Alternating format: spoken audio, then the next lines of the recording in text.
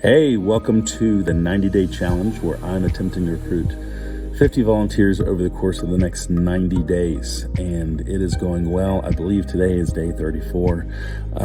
It's Saturday. I'm thinking about our next volunteer orientation, which is a week from tomorrow. And we're already starting to see a lot of fruit from our volunteer orientations.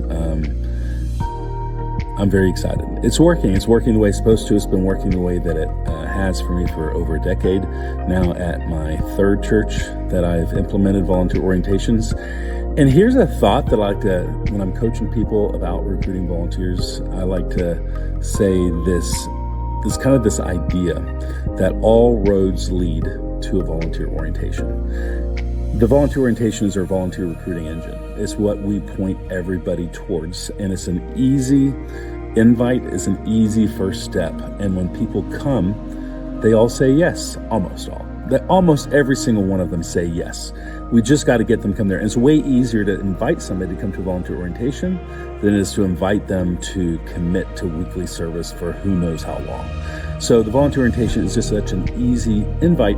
So it only makes sense that the main thing that we're inviting people to is volunteer orientation, because volunteer orientation does all the heavy lifting and people say yes when they come to volunteer orientation. So I like to say all roads lead to the volunteer orientation. What that means is that we just want to make it super easy that the first step for everybody is come to volunteer orientation.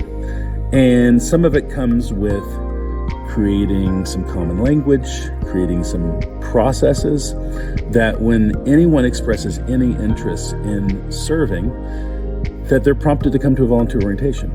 If somebody sends an email or reaches out with questions about serving, we point them to the next volunteer orientation.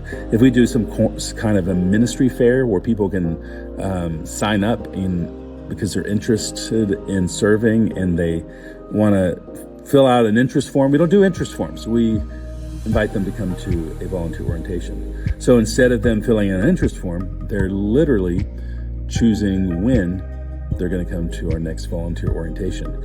We put links to the volunteer orientation in our emails.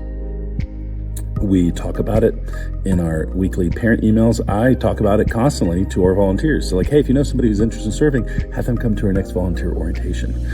We give them access to that link. We give them access to the QR code. We put the QR code everywhere so people can constantly and quickly see what it is. And if anyone has a question about their child serving or how they could take a next step or anything, the answer is always, hey, you should come to our next volunteer orientation.